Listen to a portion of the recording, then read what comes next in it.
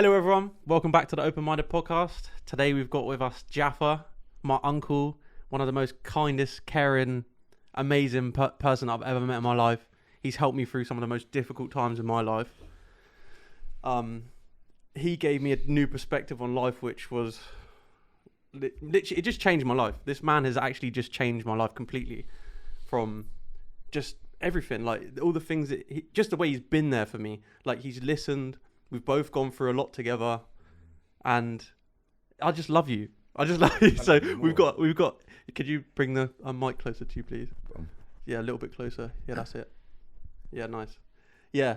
So Jaff's got a fucking amazing story, incredible story, and it gives you a new perspective on gratitude of how grateful that you need to fucking be for your life, because some people have got it a hell of a fucking lot worse, and have had it worse.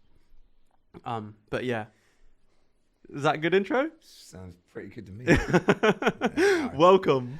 Thank you. With my family lambs and that, double bubbles, it's like that, been a while, been trying to get me to do this. I've been trying to get you to do it for fucking ages. Yeah, I know. Everyone does a little swerve every now and again. Yeah, but mate, it's a fucking difficult subject for you. Yeah, for real. I mean, it's mad from the beginning. It's beginning that earliest memories. Started off Aldershot. I was born in Aldershot, 69. 69. 69. Yeah. And you was with your mum, or? Basically, as I was growing up, I mean, like, first memory I ever had, was stormy night and everything like that. Lightning hit close to the building and all that, shook the building. I was only a little toddler. I was in the cot, and it lit up the whole room. Shit myself, and I just started screaming and everything like that. I'm looking out for the bars, for the cot, and wanted for someone to come for me. And well, I know my oldest brother, he walked in, just punched me straight in the face, just mullered me out, and that just shut me up. And then, like, that was like, you're looking for a bars on the cot. I mean, that's how small I was.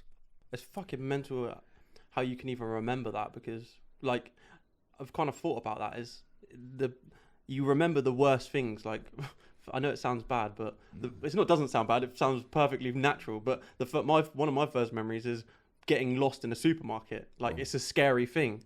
So it makes sense that that's like what the first thing that you remember, but it's fucked. Well, because trauma makes you remember. I mean, because it's, you remember the good times and all that lot, but you certainly remember the bad times. And it was certainly bad. Well, it's bad like 99% of the time, wasn't it? All the time, I think. It's you're just little tacker and everything and that, and it's just every weekend the guy I thought was my dad, he'd come back drunk every Friday, Saturday night, and he drunk Guinness. I mean, I think even Foster's a bit stronger than that, but and he'd come back in the night and then just start smashing that place, filling in my old deer, and actually be screaming and all that lot, and I'll be at the top of the stairs standing like screaming, just leave her alone and all that lot. And then from there, once I know she goes quiet, I'm next. Mate stomps up the stairs and then just starts giving you some digs and that was a standard procedure every Friday and Saturday night. But the mad thing about it is, like, so much things are getting smashed downstairs, and all that lot, but you wake up in the morning and it's like everything's repaired. The old deer's woken up, sorted herself back out, sorted the house back out, and cracked on with it, and then waiting for the next Friday and Saturday again. And then Sunday he was all just chilled, relaxed, and then off to work on a Monday, and that's it. And then just repeat. But it brought a lot of nightmares. It brought a lot of fear. It brought a lot of sadness. And for someone to inflict that kind of trauma to everyone, not just myself, but everyone. I mean, how many people was living in the house? At the time, I used to call my foster mum. My real mum actually lived in the house as well. I called her Rose. She lived in the house? Yeah, she lived in the house as well. And then the geezer I thought was my dad until I was 36. Found out he wasn't my dad and that. He's the one who used to smash me up. But he used to smash everyone up and that. So I grew up in the house and he was basically dealing with both the women and all that lot. So he just grew up with a man having two women in his life, that's all I knew. But the evilness, what he produced was unreal. And like the trauma and that, I just nightmares every night. You know, as a little infant and all that, I used to wet the bed, just nightmares. And you know, you wake up in the middle of the night, screaming, crying, and all that lot, and then you get battered for it and that. So yeah, that went on for a long, long time, and like before infant school. And so you was in Aldershot up until you was 8 years old. Roundabout. I mean, you know, some memories, you know, they'll take you away and put you in a home, and then maybe 6 months later, in this time in Aldershot, you was in and out of these different places. Yeah, in and out. I mean, the police came pretty much every week and all that lot because, you know, in the early 60s, 70s and that, little colour kid, mixed race kid and that, you know, you stood out a lot. And, you know, the police really weren't interested in that when the women out there calling for the police and that man's super violent. You know, I remember one time my sister got pregnant, my foster sister, she got pregnant. How old are they? She must have been about 19, 20 at the time. And also, how old was the guy, your brother who came in and I believe he punched you? At that time I was like not even a year at that time. You weren't even a year old? Not even a year and that. And this is a mad thing, you know, because obviously the police got involved in that. And they couldn't believe how strong my memory was at times. But obviously they've actually gone back and actually like proved that you can remember that. And if it's traumatizing, yeah, you can remember that. People say put things on the back burner and all that, or you try to forget. I mean, you can't forget evilness. Did you always remember that, or did it come back at a later stage? Yeah, always remembered. I mean, it was like the nightmares went away every time I got put in care in another children's home, because then again we was really poor and no hot water coming out of the tap. We had to boil pots, pans, and for hot water. And then, like on a Sunday, there's 5, maybe 6 people in the house, and I'll be the last one in the bath on a Sunday, and it'd just be foam, film, you know, and that we'd boil up big pots. And obviously the King Tito, we'd have the bath first, and maybe foster mum and sisters, brothers, and obviously I was the liquor one then, and I'd be in there, you know, scrape off the scum off the top of the bath and that, and then get in there and top it up with a little bit of hot water. But yeah, it was like that. You know, heating was, you know, coal. You know, used to stoke the fire. But, you know, from a young age, I was cooking bacon, making cups of tea. You know, you have the stove and that, and I'd get up on a chair, frying stuff and that. And now I never got burnt up and towed in, because, you know, over the years of met kids through the homes, they've mad scars from accidents in the kitchen and that. And I was lucky that I never got scolded, burnt and towed in. But on the other side, I was getting scolded, burnt and towed in. Yeah. On the other side. So, you know, they both leave scars in your life, you know. The mental scars the fucking worst. I mean, it's like that. I mean, it affects everything in that. Because I think by the time I was going to infant school, you know, I still wet the bed for trauma, you know, and he used to beat me for that. And so I used to get up in the middle of the night, you know, obviously I had a nightmare and that, and like dry my sheets. So for him to come in the morning and see that the sheets are dry, so I wouldn't get slaps and that. I mean, one time made me walk to school with a little note on my chest there, bit of cardboard around my neck, like I wet the bed kind of thing, that, you know, like shame me and that. I mean, he beat me for my laces weren't tied, so he learned to tie your laces quick, and he only looked young and that, but he actually checked the distance out. He went out and walked the distance. That you walked to school and back? Yeah. Because you had, did you get home and you had your laces untied? I got home, my laces untied, and he's like that. He went nuts, went out, walked that distance, come back, and every step kind of thing, he beat me for it. But, you know, I don't know, that's a lot of steps. That's a hell of a lot of steps. Yeah, but not at that same time. He'd stop at a certain point, and I've got to go back next day for the, what we call it, fetch the belt. And that, so I used to go and get the belt for him to beat me. But he never used to give me the leather bit. I mean, I used to get the buckle and all that lot. And then if you obviously struggling, screaming, putting your hands there, and your hands are getting in the way, you get more. But you don't just give you a lick. It's like, don't you do this again. You know, every sentence is a slap. So it was like that. And, you know, again, you know, it was a very religious family was. And I did my Holy Communion. And, you know, I was proud of that because we love God. And I've got a little candle kind of thing, you know, say that I've actually, you know, passed my test and proved myself to God and all that lot. I was so proud of it as a little one. And one day I come back in that and it's all just, he just used a candle and it had a little picture of God on the side and all that lot, and it's all melted. And I was upset, started crying. And he said to me, oh, you know, I'm sorry, come to me, you know, and all that. I went to him because he never ever showed affection. And you're just like, you've never ever seen any affection in your life? No. So I was like, this is the first time that he's ever said, come and give me a hug. Boom. So I'm over the moon for that. Went to him again, gave him a cuddle. He just shook me in the eye with 2 fingers, flung me over the back of the chair, and I remember went over, landed on the back, and right on my head and that, and like after he broke my neck, and I was crying, and then like he said, listen, be quiet. You keep on crying, I'll give you more licks, and like all that, like I'm holding my mouth, and you know all that kind of thing. And yeah, like went on from there. But then another brother come over from Jamaica called Samuel, and he linked up with my foster mum's daughter. So it's not, you know, it's not biologically, you know, family, and that. And she ended up pregnant from him. And how old were they? She must have been about maybe 19, 20. So all these people are a lot older than you. Oh yeah, I was a little bit. I think my youngest brother to me at that time was about 13, 14 years older than me. So he'd be maybe that time about 18. He was. So I'd be about 5. I remember I come back. I had mumps one day for a while on that, and then they just put me in a dark room. And I just stayed there like it was summer holidays, and pretty much the whole summer holidays, just stay in this room, and they just fed me apples and that, and like with this mumps, all your glands and everything, it's just mullered and that, and you're just trying to eat this substance. It was just scraping and pain and all that like, and that. Yeah, it was torture. Chicken pox.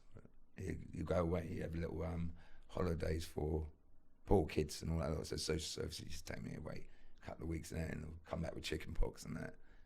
Just isolate me in a room for a month, all that kind of thing. Buy my clothes at Jumble Sale, used to go there, coppers, and I was really good at sports, little and fast. And I remember a place in Aldershot, Rushmore Arena is a stadium, sports stadium, and that. And I had some mad flat little pumps, you know, like just some cheap shit and that. And everyone else got spikes. And we was there on the starting line, gun went, and because I had no grip on everything, I went to run, slipped over and fell. And I remember the whole stadium looked up, and the whole stadium was laughing at me. And they set off from the race, and that I just looked up, and I felt so ashamed because we were poor, never had the gear, and I got up and run, and I still come third by the end of that race. Fucking hell. And that, so, I mean, I had mad little talent, but I never had no support.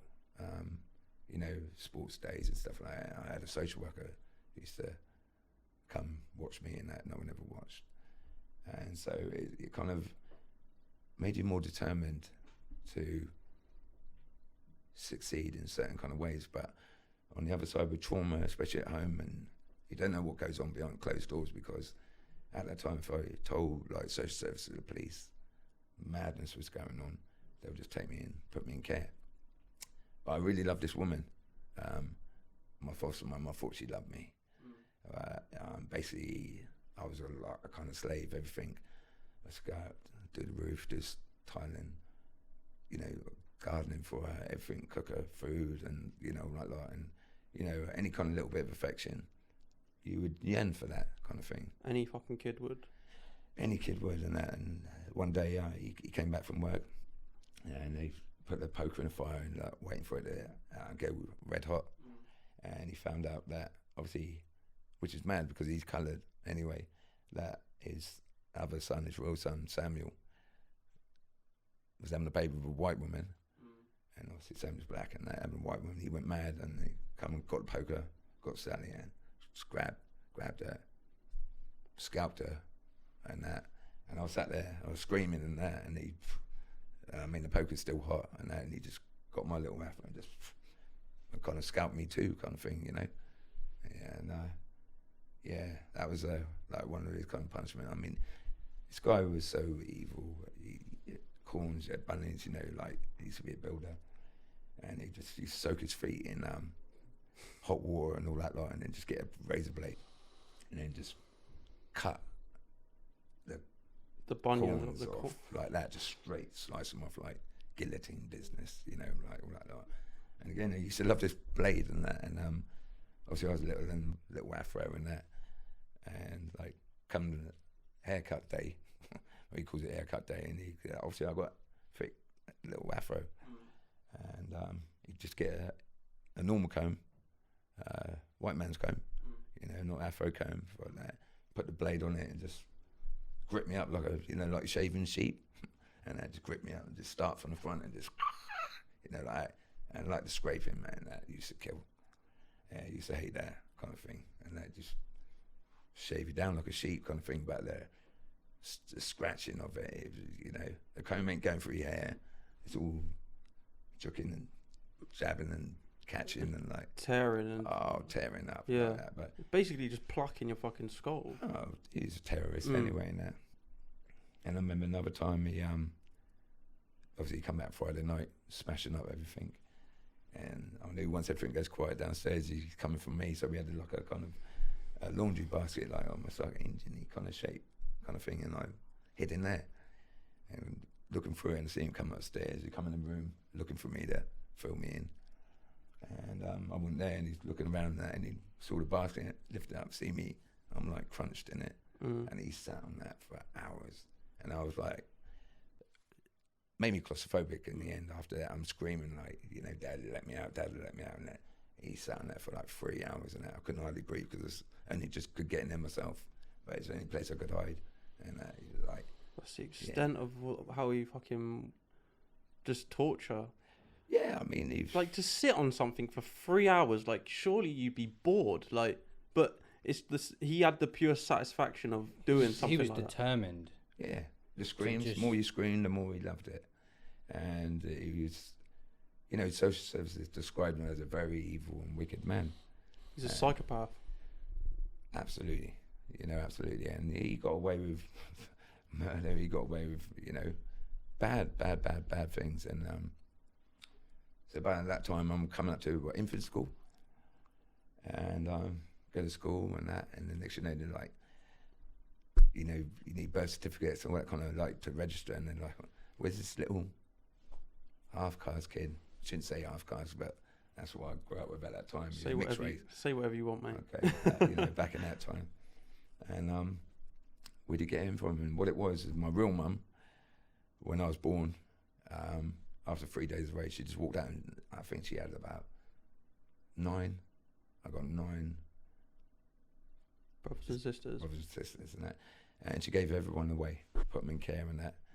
My eldest brother, I think she kept him for 3 months, but obviously I'm a nugget, and she kept me for 3 days. Walked out, and she just gave me to this random person who, I ended up growing up thinking she was my real mum, because obviously, you know, I didn't know. Yeah. And like, she gave everyone away, and like my older brother said, like, she's good at having kids but not keeping them, kind of thing. So in the house I used to call my real mum Rose, which is mad because it's beautiful. Grandma, I mean, she's beautiful, she's Rose. My foster mum, and who I thought my real dad was Dad, but he, you know, 36, I found out he wasn't. And then I kind of made up an excuse in my head that why would you beat a child or infant or be like that? And as my compensation in my head is that I want his kid. Why would you do that to your own kid? But if you're wrong and twisted like that, it's easier to do it when it ain't your kid. So I kind of made that as an excuse or as an anesthetic for why someone would do that to you. But to make sense of it. Yeah, to make sense. I mean, and it was like, you know, yeah, it was rough. And I mean, I got given a little chemistry set. I was little, and Yeah, my man come in one day and that mercury flakes, all this different kind of chemicals and that, and you shouldn't give a kid that kind of kit at that age. But I was just trying to like, make a little stink bomb when I was that young, and then my man just flinging water made me drink that, you know. And mercury. Yeah, man. I've been ill a few times in my life, and I'm ill now. But you know, memories and that was one of the worst. The worst. Times. Yeah, I mean, you know, the pain, the vomiting, the thing. I mean, they called the doctor out and all that kind of thing. But to cover it up at the time, they used to sometimes have to take me because I got battered. Take me to a military hospital because Aldershot's a military town, so they wouldn't take me to the normal hospital. So I'd be registered and be on file.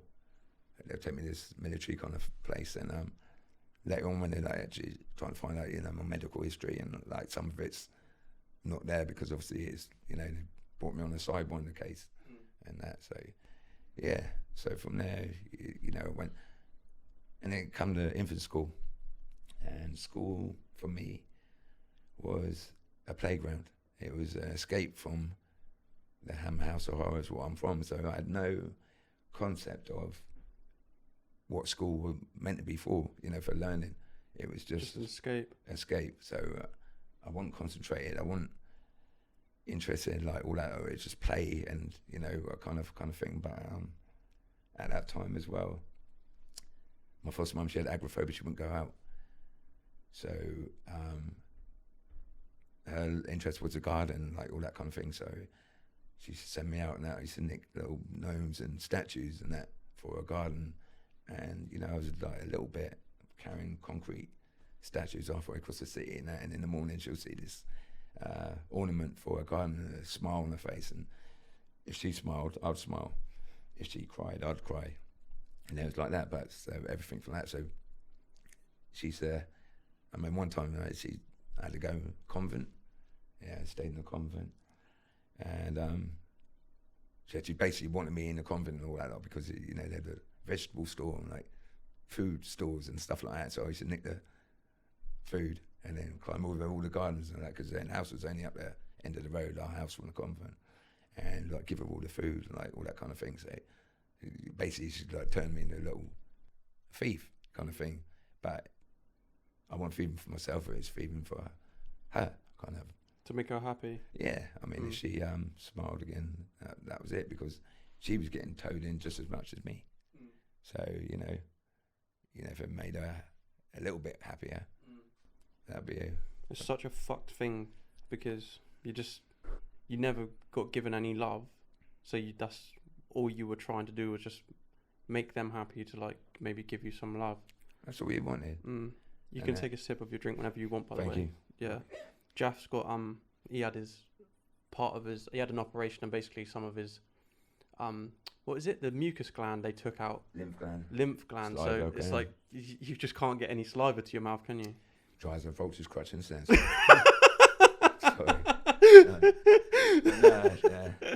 No, like an illness, I had cancer. But I've still got cancer. Yeah, we'll get into that. Yeah, back to the Aldershot thing. You know, as you know, put me in a convent. I was just getting bits and bobs for her and like all that lot, and you know, and then you know, it's different kind of angles, like because I was frustrated and angry, and I wasn't allowed out. I was basically kind of kept as a slave. So, you know, when I broke out, you know, I went nuts, and like you described one day caging her, and that a lion fucking in a cage, and as soon as you got let out, it was just bam, just go nutty, and like people. That was where you could take out all of your anger that you had inside. All of that anger, frustration, just you know, not getting rid of like negative energy and that. But obviously, it's like way more than a standard kid for that size. I mean, I could climb, run fast, everything, and that. I mean, I had a pair of feeder gauges when I was about 5 or 6, and I could break into a car, start a car up, all of that. I'm mad working stuff out. What was you like at school? School, I was disruptive. I was not concentrated. I had so much energy. I mean, what do you call it now? ADHD. All of that. You can throw that into the mix. Loads of it. Yeah. You know, and obviously, I couldn't concentrate. You know, concentration and like all that, and like learning was just go for me. And then obviously later on in life that is going to affect you because education is the key. But I was uneducated. I was just trying to educate myself to get away from trauma. So you know, you pay the price for these things, but it's a price what I paid. But school. I was fast. I love sports and all that kind of thing like that. But gymnastics and everything. But sat down at a desk is just not happening. Forget about it. I'm tweaking. Yeah. Like all that. Need to fucking get up and move and shit. And again, like I said, it was like in that school again. There's only 3 coloured lads, coloured kiddies in there. It was like myself, Zolfko, Solomon. I still remember the names. A coloured guy, Indian guy, and I shouldn't say half caste, mixed race, and like all that. And it was like that. But your mum going like, "You naughty," I'm getting obviously school saying that being a little bit of a shit, and then old dear would say that. Yeah, I wonder why. Yeah, and she goes like, "You're gonna be bad. The Ku Klux Klan's coming for you. Like they're coming for your father." So I remember she run and look out the window and like look for this Ku Klux Klan, like all that kind of thing. Like differential. Yeah, for real. Like proper straight out of there. 42 came. Fucked, didn't they? Oh, it was mad. So you had that. So she goes, you end up, and Tell me a little bit more about your what would you say, foster mum? Foster mum. And then was Lily Leslie. Oh, I loved her, and that, but I was blinded by, I was a slave. The military police all the horses used to go down our road, and they'd obviously shit, leave manure, like all that lot, and my mum, she'd say, right, go out there, and I'd have a bag and that, and go and pick it all up and that, and then the kids on the street be laughing at me, like this would be on a Friday, and laughing at me. I felt ashamed and all that lot. And then so I'd be angry, and then on the Monday, I'll catch them at school, and they turn them in. And fucking right. I didn't want to do it because I felt embarrassed and that, but it was a manure for my mum's garden, like all that kind of thing, and and obviously, again, you just wanted to make her happy. Yeah, for happy and that. I do it every Sunday, because it's quite mad in that, because so much evil in the house, but they portrayed so much good about God and that. Every Sunday I'd go to church. That's mad, isn't it? Yeah, and and I did Holy Communion, did the whole like shebango and that, but you got Lucifer in the house, just minus the horns with some dreads. And he's proper, like, he was a very, one time I had like a rabbit and guinea pigs and that. I think a little tacker. And Saturday morning went up to go and feed them and went out, open up the cage and that, and it it looked like a rack in there, yeah. You've got bunny ears, leg, guinea bollocks over there, it's just blood and everything. Like, been through a combine harvest and like when you see them horror films where when people trying to shout and they can't, there's voice nothing's can't come coming out like because you're that much in shock. Good one. I'm trying to I looked at that and see that and I went, wow, I'm trying to scream for when I'm bubbling and it just nothing like come out, and and that's proper fear. That was the first ever time you felt the proper fear, was it? Well, when you couldn't scream. You can scream when the man's beating you with buckles and doing whatever to you, like all that lot. But that time, and then next thing they brought in like a vet and like all that, and they tried to say I did it and all that lot, but it was him because he's in the voodoo and stuff like that. The old man. It's one of his. I'm going for bunny day, that way there. So carve up my. And they tried to blame it on me as a kid. I think I was about 5 and that, just to cover it up, And that was mad. But what did they say about that? They must have been like, well, obviously it wasn't him. For some reason with these people, my social worker was very good friends with this foster mum. And so they wouldn't report what was going on, like kind of things. You know, it's it made it convenient for them to keep me and this and that, and obviously I went mad. Do you reckon they were paying them something like that? Paying them something. I mean, there's loads because the house was in like lodging house, and it's all like different. Soldiers used to come and stay, and different people. Like all that. Like, I remember you sit down the step and like get my bag of sweets from everyone coming in on a Friday because you get their pay packet and that. So, there's a lot going on, and but everyone turned a blind eye, and even like the police when women were getting battered, they weren't bothered in that because there was a black man doing it. And obviously at that time I didn't know my colour.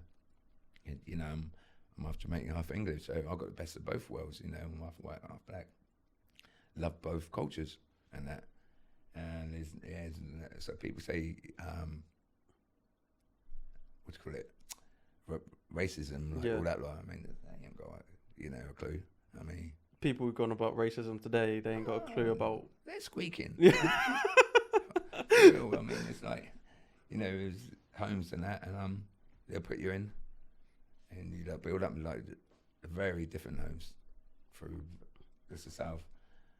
I lived in from Winchester, and over to Basingstoke to Sheffield, Aldershot. I went to stay with a lovely little family. I think it might have been Sheffield and that, but they do these programs where they take the kid from the city and throw him into the countryside and fuck his head up.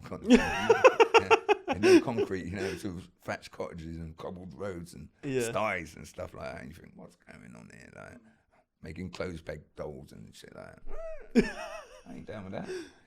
But there was lovely people, but not your environment. That's definitely ain't. So, when they're placing certain individual children, whatever, they have to, not just because the family fits, the environment's got to fit as well for the child to adapt in like all that lot. So, country roads and cottages and flats cottages and that was my thing. So I'm back to Aldershot and that, and then Bum, and then I got expelled at school. Obviously my behaviour. So I got expelled at about 9, and then 12, and then 3 boots you out, in the system and that, and then obviously I'm in the children's home again now. So I ended up my secondary schooling. I ended up in the dead parrot school called the Polygon. So when was this? This was about 12. 12. Yeah, there's a big jump. There's a big jump. Yeah. What just a quick one, just back in Aldershot, I want to get just a question in. What, so what is it called? What's her name? The foster mother. No, not the foster mother. The people who come in. Social Workers. Yeah. So the social workers were there, but how did no one on the street know what was going on? And did you go to anyone in the street? I used to have little escape routes. Obviously on Friday, and things are really bad when my man's doing damage downstairs. I could climb out second store window, climb down the outside of the building, and then run across the road, and then stay in this neighbour's house called Sparrow and all that lot, and sleep under their stairs until the morning, until we sobered up, and then I used to go back to little escape like routes and like stuff like that, and but yeah, no one cared. I mean, they had the house getting smashed up and people screaming and all that kind of thing, but yeah, no one came. I mean, the police did came, but they didn't really care and then just went off. This black man smashing, crack on, all that kind of thing. So no one really came. I told my social worker about things, but then I'm stuck in a 2-2 situation because if I told them what's going on all the time, they'll take me away and put me in care. So, but if I kept my mouth shut, I'd stay at home. So if you talk about it, you're going to get removed, so, and I love this woman so much, but I was blinded by, she was just using me, I was like a little slave, but I couldn't see that. It was just, she threw me a little bit of chicken or you know. You were a slave, basically. Yeah. But you know, yeah, anything she requested. I mean, everything. I'd clean the house, do the slates, you know, on the roof. You know, slates falling off, and I'd be up on a big ladder. And that at age of 5, I was doing like all that kind of thing. You know, make my tea, cook the bacon, and all that lot. But so I kept quiet, you know, in school, and then obviously to express it and release that kind of thing, you know, I was just running around mad, you know, at school. So obviously I got in mischief and got expelled, and you know, like junior school, bang, you know, went from there. So Aldershot till you were 8. Was that after you were 8? You weren't with that foster dad anymore. No, I got put in a unit in a place called Palm Hall. Yeah, it's a bad place. Palmerston House. What's a unit? Children's unit, like a big. Okay. Yeah, it's like I knew I was in trouble because I drove up. My social worker said I was going to once a year we have go away on holiday for 2 weeks and just take you to a field and a bit of camping or something like that. So she said, you know, it's the time to go on holiday now. So I packed up my gear, and then I knew as soon as I drove to this place, I didn't know, I was that young, I didn't know where I was in the country, and I just saw the big gates, and I knew I was in trouble there. So, boom, social worker walked me in, give me to his member of staff, who took me to his room to the right, started giving me some tests like, you know, you get them little kiddies toys with a square peg, round hole, little crosses, put them in. She's trying to say to me, put a square peg in a round hole. I go, you can't do that. And like, yeah, give me a golf ball. She goes, what's that? It's a golf ball. And that, she goes, peel it. I goes, you can't peel that. What kind of place is this? You know, like, all right, you're in that part of the home. And stayed there, and that, yeah, they were rough. So that day that you went there, where did you think you were going when you left the house? I thought I was going on holiday for a couple of weeks. And that was the last time you saw your No. the foster parents? No, that was... Did you go back to that house? I ended up going back, but I had to, for me to go back home, I had to stand up in court and give evidence to try and say that the old man who's doing all the damage, no, he's really nice, and like, it's the only way I'll be able to come out of this home to get back home. So my social worker, I remember. So was the conditions worse in the unit than it was at home? Why did you want to go back? Was it for your foster? For the mum. It was all for the mum, and that, because it's still in my head. I didn't. You were still young though. You're 8 or 9 years old or whatever. Yeah, I loved her, you know. And like that, I think you were 6 at that time. Yeah, it was a whole mixture. Oh right. I went placed Palm Hall and Palmerston House as well, but I was so blinded by to be loved. I would do anything, you know. Yeah. And so my social worker put me in this room. She said, "Mate, you need to say this and that if you want to get home, because you ain't going to get out of this children's home." So I stood up in court. He said the evil old man was lovely and like all that, like, by the bottom it's all bullshit. So they released me back. How long were you there? What, the children's home? Yeah. Sometimes, you know, when you're little, time seems much longer. Yeah. So I reckon I was there maybe about 9 months, maybe to a year, something like that. And yeah, they were rough. I mean, it was a kid. I'm in the dorm. It was like 8 of us in this room, little bars on the windows, and I remember looking out the window going, well, my mum's out there somewhere. I didn't know where I was in the country.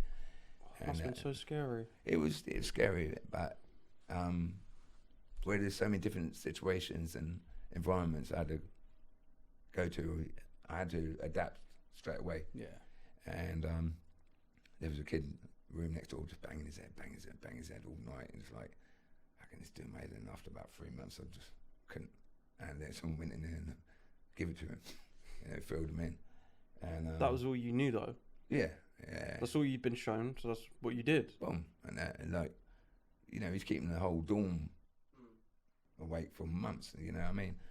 So yeah, you got to give him a bit of a slap in that. Member staff caught me, and next thing you know, that was it. Next thing I would stand in the bathroom and sing nursery rhymes all night, and the staff sat there and every time I fall asleep, just slap me up, and just kept me awake all night and just nursery rhymes, and then it got changed and went straight to school, and that was a kind of punishment. Like that kind of thing. But you know, That is the sickest extent to punishment. oh man, it was. Yeah. You remember some nursery rhymes after that, but yeah, that was. Fuck's sake. Yeah, but I think they tore the children's home down now because it was a bad place, and that, so you know, a lot of things with the government and that, they just demolish it to try and get rid of the memory kind of thing. They've done that quite a few times, especially in the kind of journey I've been on. So yeah, I ended up back home for a little bit. I'm in junior school now, and then I got expelled for that because you know, I was just releasing energy, running around. It's time to come in, and I didn't want to come in and all that lot, so I ended up getting cussed by the headmaster and that, and he ended up getting expelled for that. So I did about 4 or 5 months, you know, helping the milkman out, and that was brilliant. And how old are you here? Maybe about 7. 7 back in Aldershot. So Yeah. you went to Palm Hall at 6.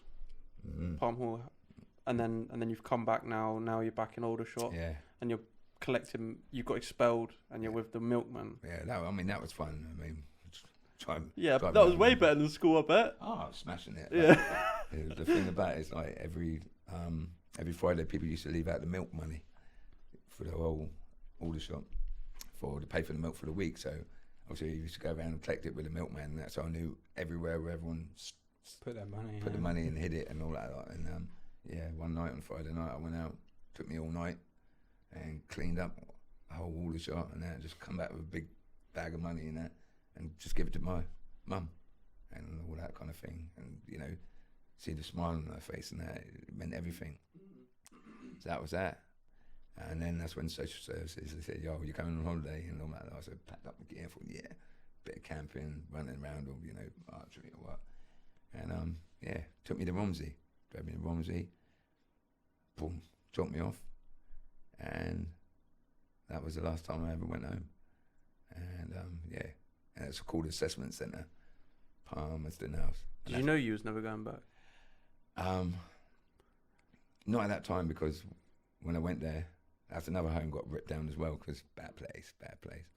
And there's a lot of places I've been, madness has happened.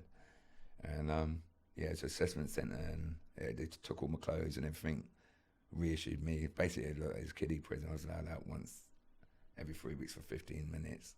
And if you was a minute late, that's you.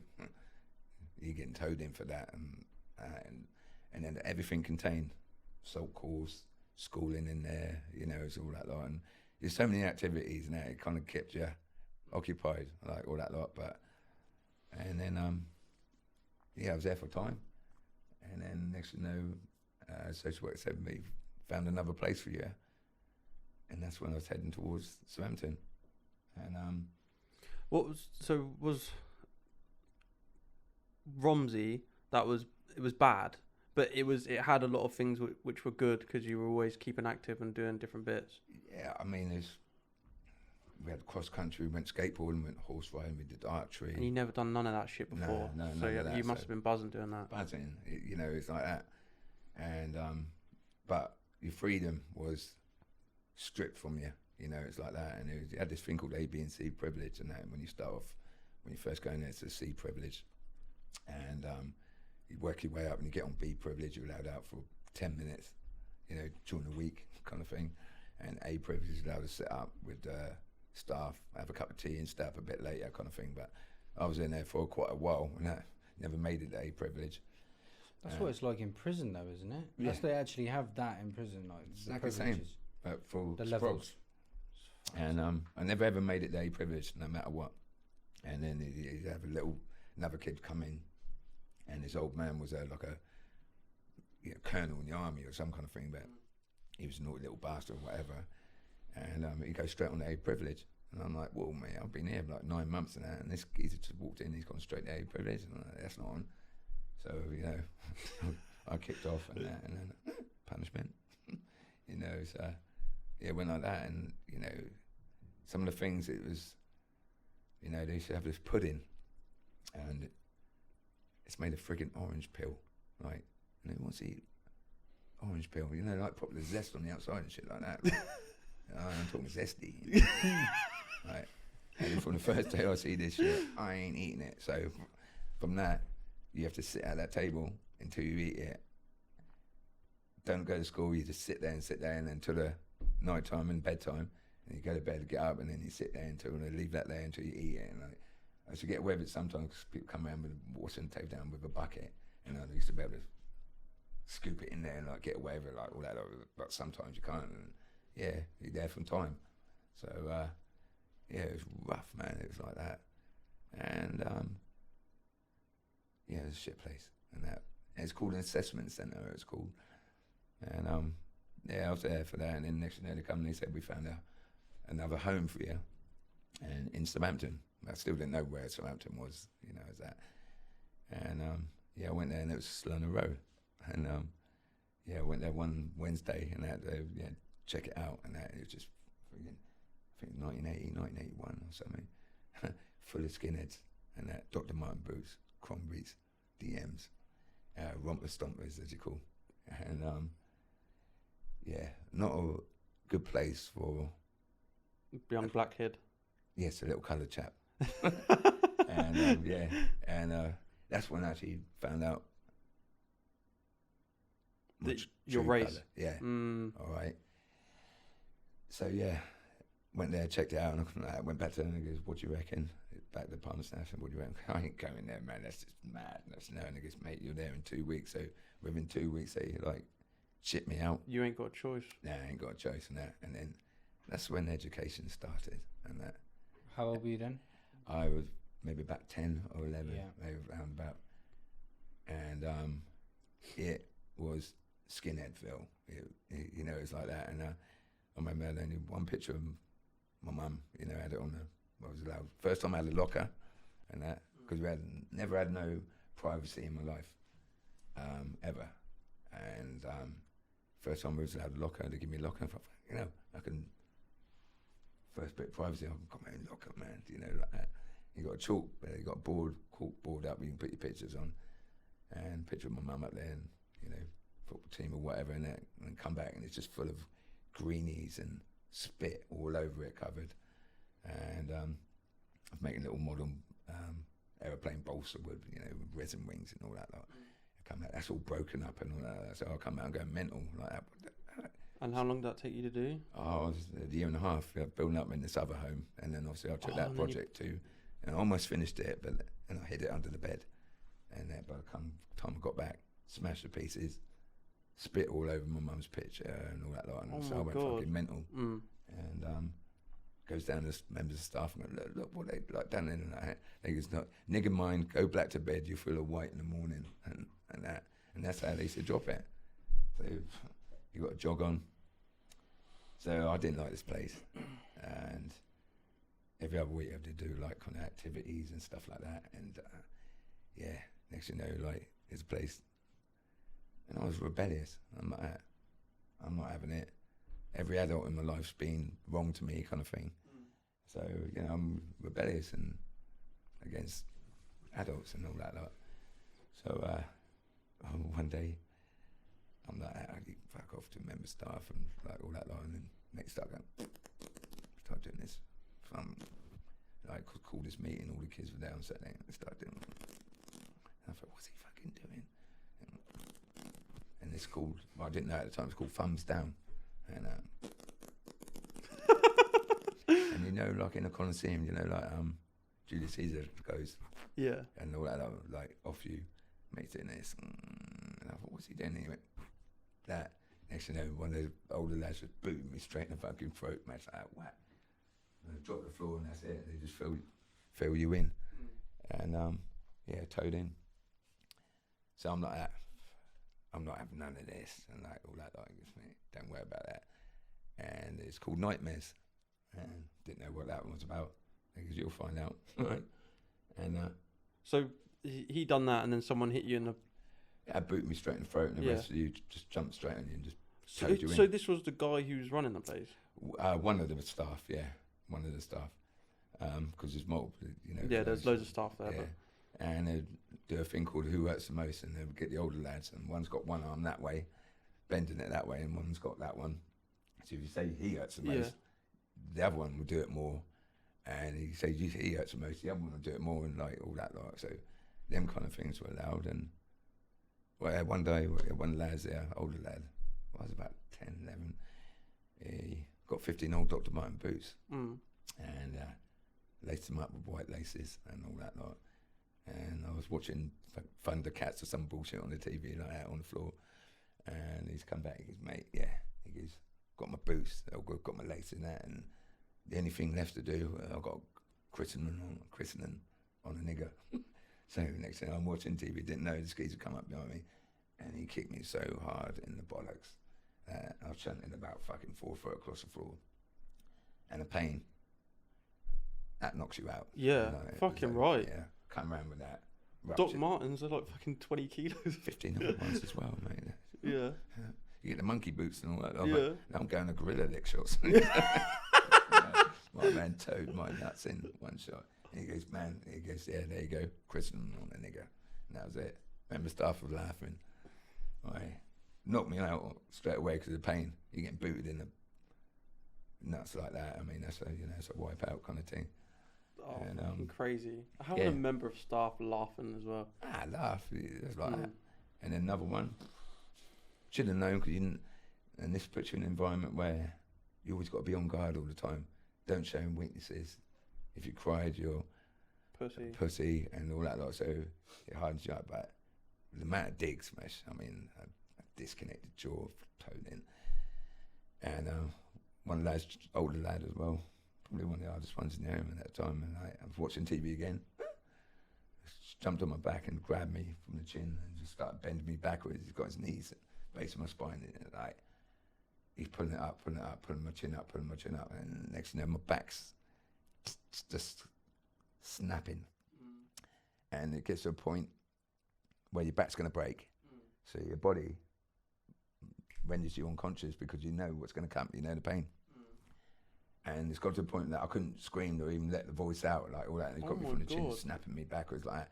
Yeah, basically turned me into a fucking you. Yeah. And then you pass out and it, that much more of the broke back, snapped in half. Let me go. Yeah, it was like one of them. And right, anyway, so we were just on Solano Road, but we're going to head back because we just realised that there's a few more things that would tie in, and it epilogue. Yeah. There's a few things that are tying in Aldershot that we've remembered because there's so fucking much that it's kind of endless. It would take us fucking 10 hours to go through the whole fucking thing, but this is just a brief thing. So, yeah. But we'll just go back to Aldershot now, and there's a couple stories. Go on. I remember my first mum said she had kind of suspicion, like obviously the old man was cheating or whatever kind of thing. So one day she sent me.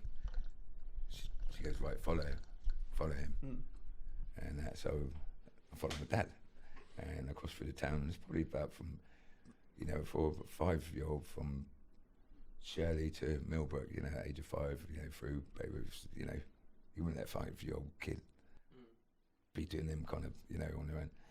So I'm about 3 miles for 4 miles for everyone listening. Yeah. So I'm following him, and then I'm going through the park and that. And my real mother, who I didn't know at that time, wasn't my real mother. I used to call her mad thing about it, Rose, which is it's crazy. She's mad alcoholic and that. So I'm running through this big old park, Ogden Park, whatever, and big ring of like tramps. Yeah, and it was a Saturday, I remember, and she's in the middle, not quite getting spit roasted, but trip roasted. Quad. Oh god. Quad rod. That's a gang bang. Yeah. On Saturday, all daylight, big circle, strong bow in the middle. Didn't have white light in there, right? And all that lot. No, real honestly. And I'm running past, and she's there. I'm all right, Rose. She goes, all right. Yeah, Babylon's out. And you didn't know that was your mum at this point? No, right. I just called her Rose. She lived in the same house as me. Right? So I'm on a mission to follow the old man.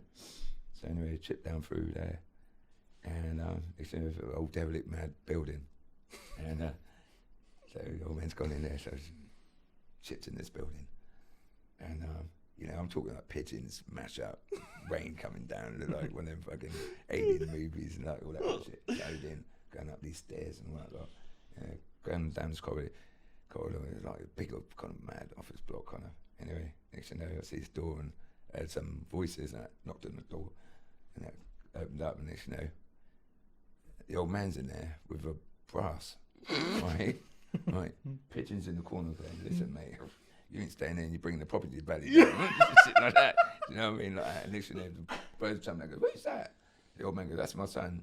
She's getting towed in on this, you know, them old kind of prison beds, you know, like the mad metal springs and shit like that, right? He's like, she was getting grated on this, you know what I mean? Who's that? And he goes, oh, that's my son. And I'm like, why? He goes, what? Fuck off. And like that. So I've shot off. I didn't, went back home. And I said, the old dear goes, what? And I just said what I saw. You snitched. Yeah, but You didn't realise that you were snitching, but yeah. Like that. And I didn't know.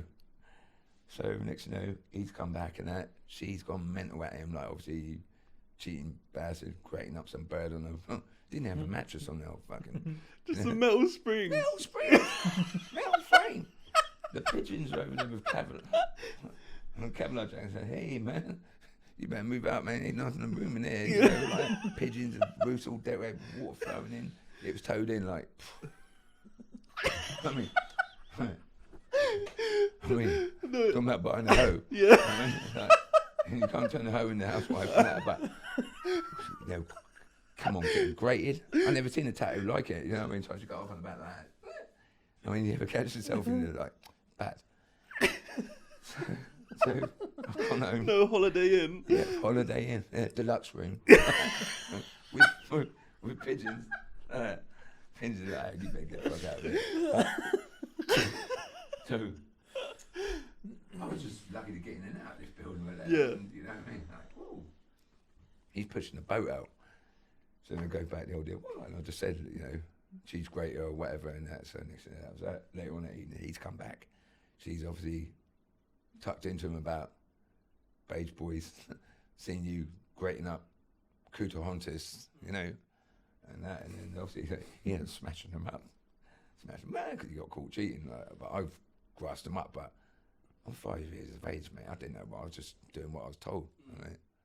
Rose come back from White Lightning, Ring of Fire, and like all that kind of thing. Like, hey, yeah. Whoa, it's a bit warm out there. I'm not surprised. Like, I'm talking like Ringo style, you know, a ring full of like. So anyway, Ring of Fire. yeah, literally. You know what I mean? And like I said, they didn't have White Lightning then, so it was like Strongbow. I remember that. Yeah. Like, that's why I never liked that shit. Yeah. I wonder why. For real. So anyway, he's ended up getting caught up and all that, so he ends up smashing her up and that, and he goes, and now he's come to me, come here. I'm like, I don't know what I'm doing. And in the hallway, there was a shelf thing, with bookshelf, you know, about high. And he got the old tape measure out because he was chippy, and like got the tape measure out from this thingy, and then start measuring that. Put this line of electrical tape on the floor, and then he goes, I had to put my toes there, had it on this line, and then he got there, and he tipped the bookshelf and that, and it fell down, and like the edge is like straight onto my toes, bang, like that. So this is your this is the guy who you was the foster dad. Yeah, I thought it was dad.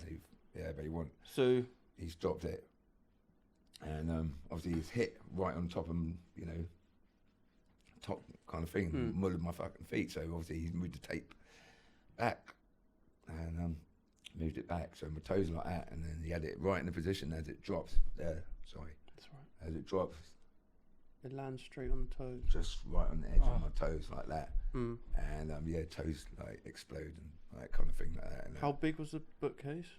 About 5-6 foot. I mean, only little talk. I mean, about the size of that. Did he take all the books off it, obviously? For real. But he left the ones at the bottom for the weight. Oh, you know fucking what I mean? yeah. You know, timber. And yeah, but he had it in the right and left the tape there, and that was one of my kind of punishments and that. But just the extent that this man went to. have you seen my toes now? Yeah. Your man goes like potato. Yeah, potato. No wonder like that. Done enough damage to other people's faces. Yeah. But yeah. So just like that, bang. So Perfect. oh man, it's like that.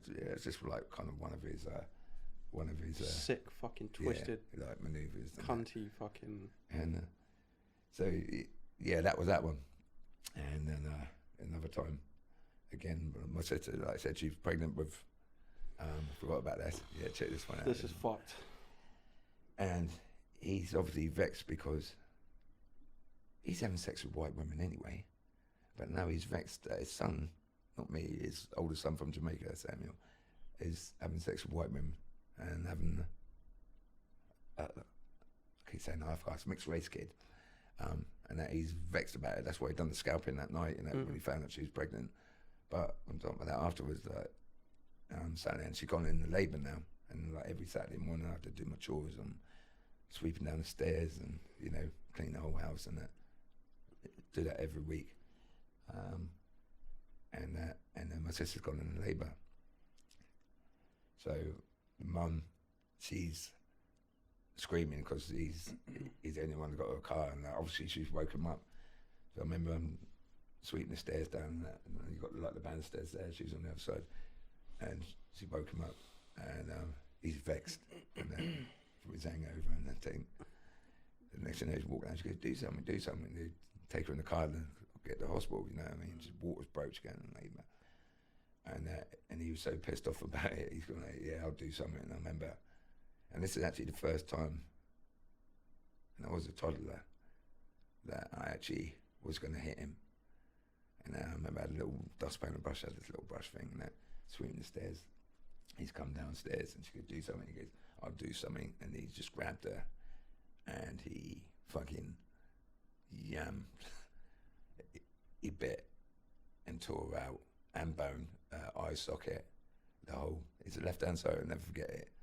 So yeah, tore out the whole cheekbone and eye socket in one, just tore it out and then spat it. It landed, went through the banisters things and landed like there, like a piece of fucking pork mash. What? Yeah, for real, man.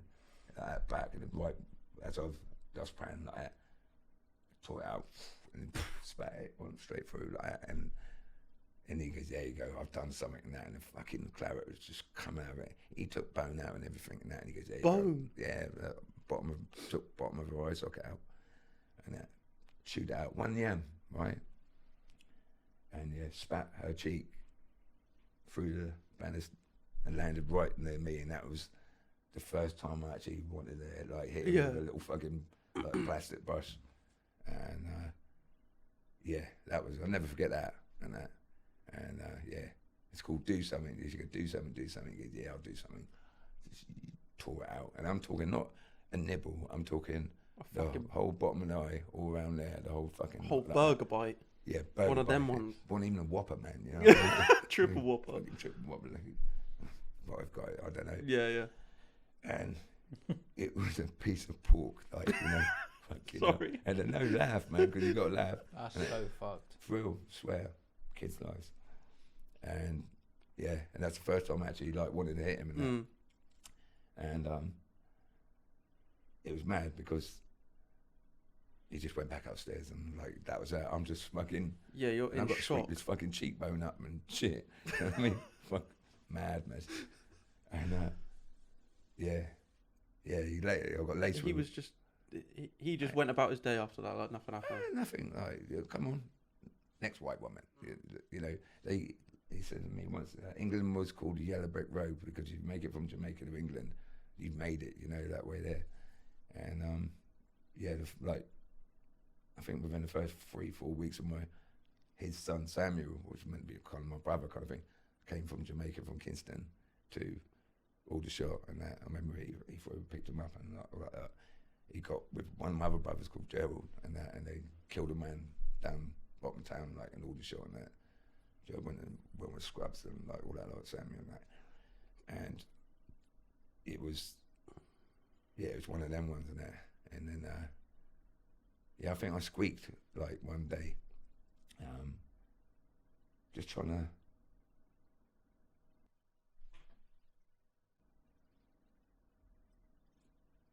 going to take a piss, yeah. I'm taking a piss in Oh the my toilet, God. right? Yeah. Right. And, yeah, it's a Saturday morning, and that I was having a wee, and he come into the toilet like that, and I got his fucking conger out and shit, and he's having a hose pipe piss, like, and I'm like, and I'm thinking, I'm a man, I'm having a wee with Dad, you know, like that. Yeah. Like, he goes, yeah. Sometimes, son, you're gonna have something like this one day. Like, and then next day, and he just, he didn't even stop pissing. He just went, just pissed all over me. Shook it. Shook it in my face. I'm like, he goes, yeah. Bro. You have something like this one day. And like, fuck off. And the fucking, That's so man, fun. like, just like, and like, I thought I was like being a man having, you know, man, piss on me. I'm sorry for laughing, No, bro. I'm sorry. laughing at that because you got Fuck. to see that fucking piss look like that. you know, it's like, and you just, It's so fucked that. I can't believe I'm laughing at it. No, man. No, it's fine. no, yeah, absolutely. No, because it's But one of the it's things that's just so disgusting, like, fucking if it- fucked that it's like hearing the story. It's like it makes you feel so uncomfortable that it brings out laughter. You gotta laugh. Yeah, but it's not funny. It's just so It's not funny. it's just It's, I thought that was before he dripped me in the eyes because he never ever did anything with me apart from like that. And he goes, yeah. And he walked in and he goes, yeah. and you thought it was yeah, we're having like a because that's what me and my dad used to do. We used to piss in this. That was like a man's thing to do. All Do that you know what I like, mean? like, You both have a piss together in the toilet. I could just reach the bowl and like that with Yeah. tinkling. Like, Yeah. And then next thing it just drenched me up, like shook it off in my face. Like, Oh my god. And then walked over. He goes, yeah, you'll be a man one day. And I was like, fucking hell, like that. You know, it was one of them ones, and you know, it was never. What about? Yeah, he laced me with a brick one day because, yeah, I said no about something. You know, I'm just trying to. This shit's wrong. You know, what I mean, 5, 6 or whatever. And I'm you don't like this shit, like all that. Like, no, I squeaked and all that. Like, he goes, yeah, Lucifer's coming because he was like mad voodoo, fucked up shit. You know, like that. That's why I don't like all them clairvoyants and like voodoo makers, like all that. Because I've lived that shit for real, not me, but you know, a recipient of it. And yeah, it's not good. Let alone black magic. You know what I mean? And yeah, he hit me with a brick. Got hit with a brick there, and it took bone out as well. Bone fucking collector or some kind of shit. Hit me with a brick, and it obviously went all pussy and that, and like for a year and a half. And yeah, as a matter of fact, this was before I went to school.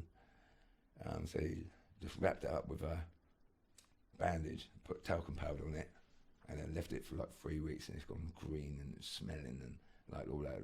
No one ever took me to the hospital or antibiotics, and that was green. So next year you see it all coming, and it's stinking and that, and then they just undo the bandage, and then just rip the scab clean off and that, and it'd just be pissing out of blood and pus, and then just put more talcum powder on it. He did that for like a year, and that, yeah, like gangrene or some mental kind of shit like that, you know what I mean? And that, and yeah, it wouldn't take me to hospital, and mad super scar there, you know what I mean? And boom. Now, and that was the age of 5, so imagine how big that shit was, you know? And it's like, yeah, took it out from there, and yeah, he was a ruthless guy. There was a riot. Yeah, go on. Yeah, I've never seen so many brothers in Aldershot. I didn't even know I was really coloured, like, at that time, you know. And next thing you know, it's like 150 brothers one end of our road, 150 at the other, and then they just fucking clashed, like, in the middle of a mental riot. Yards getting smashed and that. He just grabbed me and put me on his shoulders, and we're just going out there, and he's just knocking out these geezers. And then, it's just mad, but he's just throwing them in. What, like, with you on his shoulders? you know, like, I mean, carry your kid on, yeah, sorry, carry your kid like, not piggyback, Yeah, like, legs yeah. over there like that, and I'm up there, he's like, I'm Yeah, like you're on that, his and he's just shoulders. throwing in, man. And I'm like, this is fun. And he like, pick a brick up and give it to me, throw it through the window. Like, I was having fun, like that, because It's like being on an armoured tank and that. Mm. Smashing. Yeah, my first riot was about 3-4. And in the way, it was a kind of bit bad, but it was anarchy, but it wasn't in the house, so next thing you know, give me a brick, I threw it through a window, like all that. Next thing you know, he's picked me off and give me a guy called Sparrow, and he goes, yo, take him, put me indoors and that. Went indoors and that was it, just standing there looking out the window. And there was so many men that they had to bring in process fans to process, portable processing police stations and that. And to like process, like people would say, yeah, my first riot was about 3 or 4. That was that. I think. Yeah. But another one, when your mum told you to go get the trailer. Yes. Are you allowed to say that? Yeah, I can do. Back early 70s, about 72, 73, so I'm about 3 or 4 again. It was madness. My brother, he borrowed it's almost like a big cart, 2 wheels, wooden thing with big handles on it and that, and he borrowed it from the old deer. So one night again, it's probably about from here to Millbrook again. 3-4 miles. Yeah, send a 5-year-old out by himself in the dark. Pissing out rain. Never forget it. All the time. No coat. Yeah, all that. And she goes, right, go and get the cart back from my brother. Lived down the bottom of town, that kind of thing. So offer trolley, like all that kind of thing. And maybe it's the alleyway he lived down. Pissing out rain. Didn't see the cart in the corner because it was like dark and that. And then opened the door, and he's hooking out. What do you call it? Like a fetus, and fucking, and his girlfriend, like, she was on the like table and that, and then they had to come in. He's pulling this element out, and it just like hit the fucking floor and shit, and that was like, you know, it was a sprog. Fucking hell. And you're just stood there like, what the fuck? You went out to get a trailer. Your mum told you to get a trailer. Yeah. And just as I walked through the door to see the thing like splashing on the floor, and he's like, "What the fuck are you doing there?" I'm going to come get the trailer, and he goes, "Right, fuck off," and that. And I didn't think nothing of it in that because is that the same brother who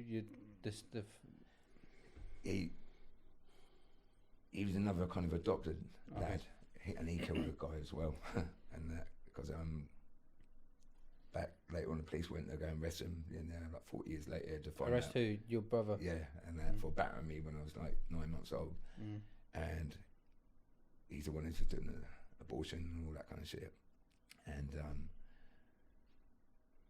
they arrested him for battery of an infant and like that, but I didn't want them to, because of kind of, he told me that quite a few times and that, but I liked him, like that.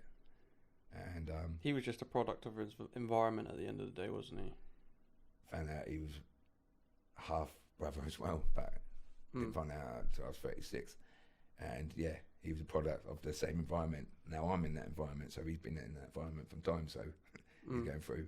That's why he's killing abortionists, because going through all these kind of things and that, to come out the other side, even with half a brain, is fucking is amazing, because it'll turn him mad. And they arrested him for battery of infant at me when I was a kid. And when they said that to me, that we arrested him, I goes, "No, what are you doing? Like all that goes, no. We didn't want him for what he did to like you. We wanted him to find out what's going on in the house." So he's like, after he realised that, and he said to the police, he goes, "If you live," and he goes, "because you've killed a person," like all that. He goes, "Yeah," and that. And he goes, "If you lived in that fucking house and that, you kill people too." So he realised, and then next thing you know, there's actually he was the victim as well, and a murderer and the victim, And this is the thing I despise with things like you can use drugs, drink, or any kind of thing that as escapism, like all that lot, but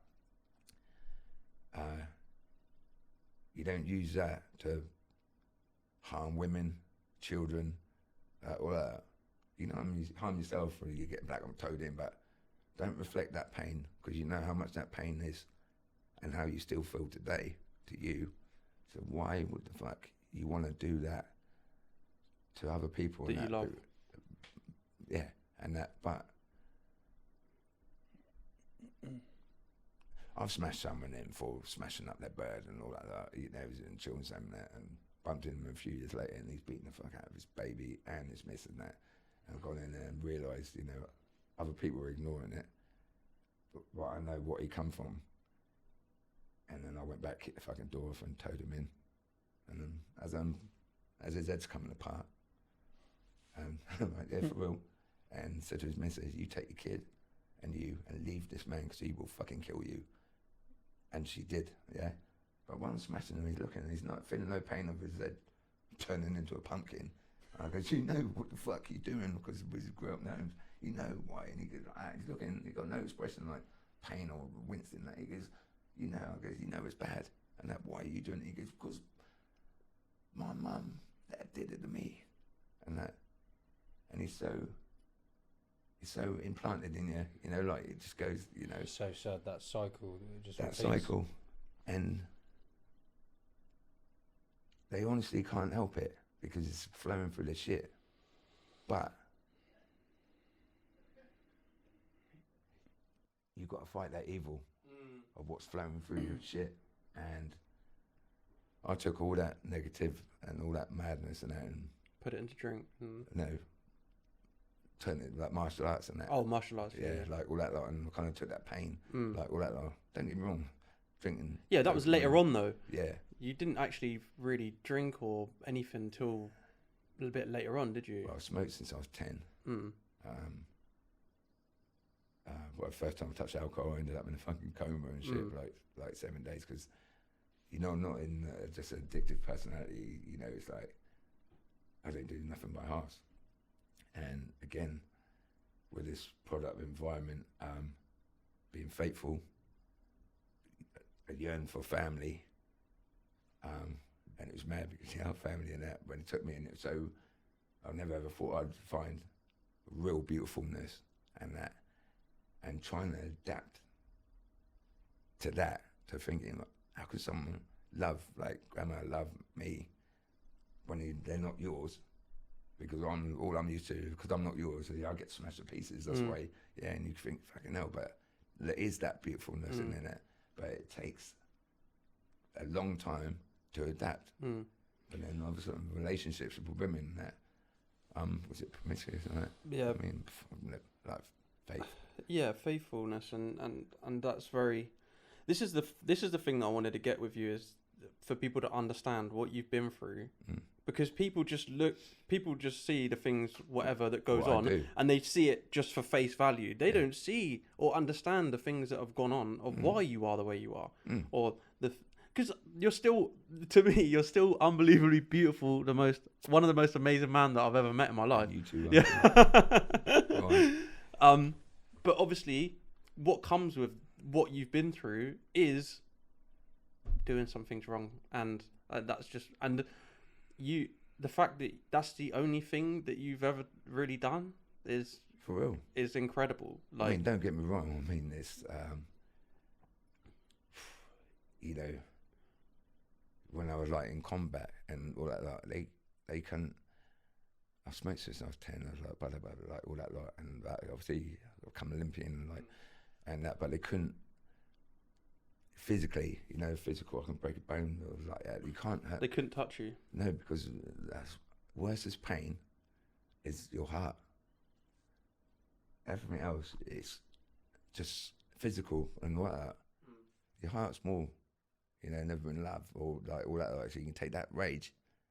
I can't be hurt because I've been hurt so much. It's impossible to hurt, and I'm impervious to fucking painted, and that's why I steamroll through man to man and like. Let's we'll go back to this Solano Road because then that'll tie into getting into martial arts and things. That's funny. Yeah. Check this one out.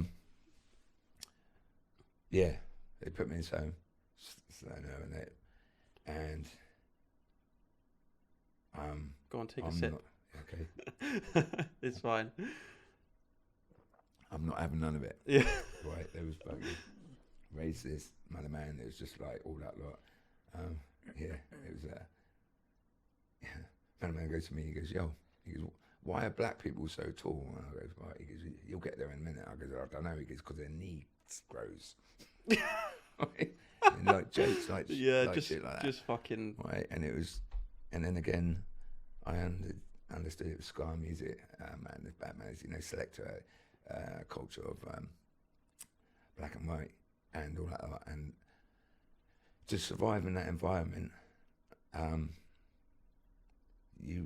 how I did do, I understood and knew more about what these people were trying to be, boners and like it's a mix and blend of black and white music, like that, like a contrast selector, the beat, man, all that, like ska music, this and that, about rompers, stompers and that. But I knew more about the things than they did, like all that, man. They represented with Dr. Martin boots and all that, but I'm flying with the skin colour, and to like kind of make it easier. Basically, I got fucking towed in for like a long time because I was blick and that. But the more beats I got, the more stronger, more impervious to like pain and that. So you laugh, you just blocked it out. Yeah, well, can't think of it. You saying just a minute ago, I don't mean to laugh about what you just said. Don't apologise or nothing like that. I used to laugh, with like the pain. And when I'm laughing, they think I'm taking the piss out of them, so I've got more. And but I'm just laughing because you can't hurt me. Don't get me wrong, it's kind of, yeah. So I'm getting more digs because I'm laughing. Unless it renders you unconscious and that.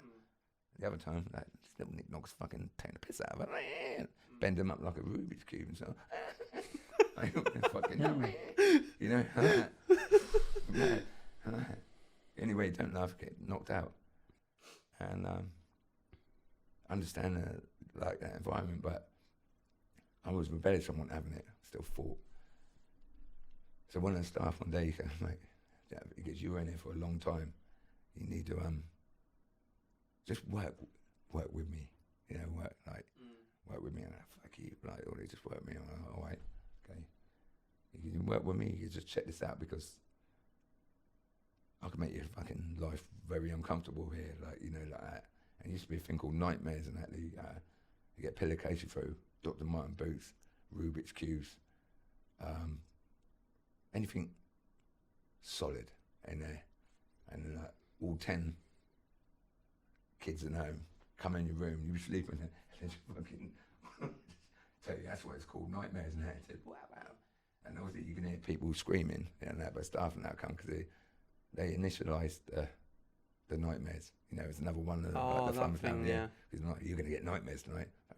I'm not living in 42 Games Road, I'm all right. Yeah, you find out one. Get some Rubik's Cubes in your head and shit like that. You end up more colours in your body than a fucking Rubik's Cube on got. Yeah. It's all fucking like, twisting me around what, black and blue? That's a joke. So he goes, look, work with me. And I goes, all right, cool. One night he comes in the room, he goes, yo, come, jump in his car. Drive to this place, and he goes, no women, no kids, and that. And he goes, what I'm going to do, I'm going to kick this door off. I didn't know where I was, and then I'm going to kick this door off, and then he keeps going there. And no women, no kids. And basically he's giving me the authority to smash the fuck out of adults. It's the first time I can actually tow adults in without end up going into a lock-up unit, like all that lot. What? Fill your boots. At the age of 12, I can smash men and arm wrestle. Run 100 metres in 10.94, mental, like that, proper. I mean, I sent Roger Black home, and he's a fucking Olympian. Yeah, trainer, he wasn't happy about that. But I was fast, strong, and everything, so I'm in for this door.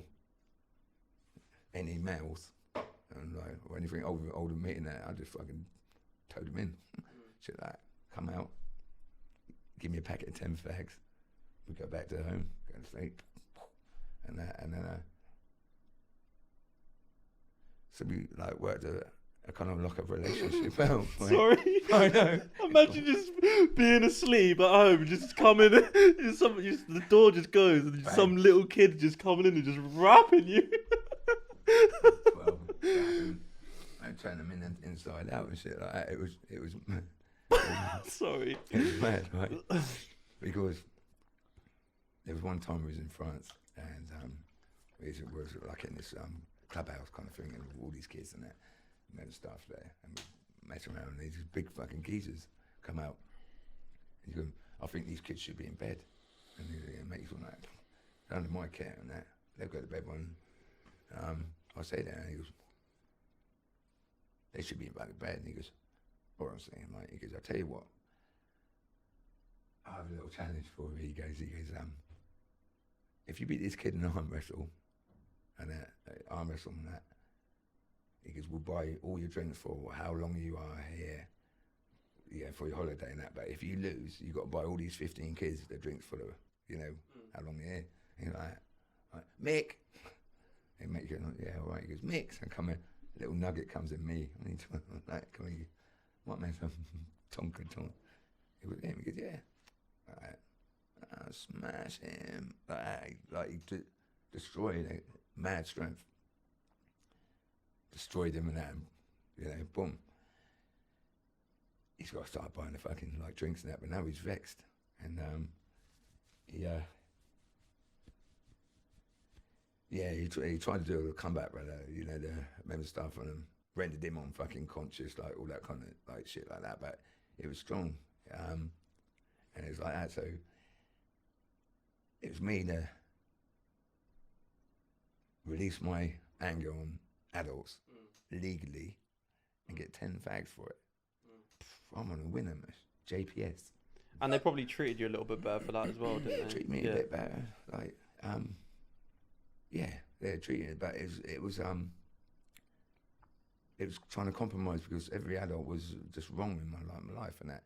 And then like you get the staff in home, and one mate's just we got this sit down lawn mower like whatever, and like got 6 kids cleaning out the shed to put this mower thing in, and he's like wanted me to do it, and I go, no, you got enough fucking people. He goes, you got to do it because I'm the fucking staff and you do the job. I goes, I'm not doing it. So next thing you know, he sent a guy called Tinkerbell, and he's Hell's Angel, Morris dancing motherfucker as well. Hell's Angel, Morris dancer, come on, ding ding, bells and all that. Yeah. Tonk big man and that. He come and clipped me to go and do his fucking shed and that. So he just grabbed me and that. He just flew, mate. Next thing I just jumped on him and that, and I stopped. Whoa! I just leave me alone. And they had to call the officer in charge, and Mick, he goes, I ain't fucking you, miss, because you're like a mini gorilla now, like all like that. You gonna do it? I goes, no. He goes, right, we're not gonna pay for that, because I was learning Taekwondo at the time. He goes, right, we're not gonna pay for your like Taekwondo and like, all that. So I goes, fuck that, I'm not doing it. And he goes, if you don't do it, we've got to call the snatch squad in to take me and put me in the lockup. And I wouldn't do it, right? So next thing the fucking snatch squad would come in to take me in that, and he just got on his knees, just started crying. He goes, Mish, just please, just bow down this one time and that. You got so much, just please. And it's the first time I ever saw someone cry for me, care. And I surrendered in that. And I adored him. But they ended up fucking me anyway. Not fucking me. Yeah. No, So why? How come you wanted you to stay so bad?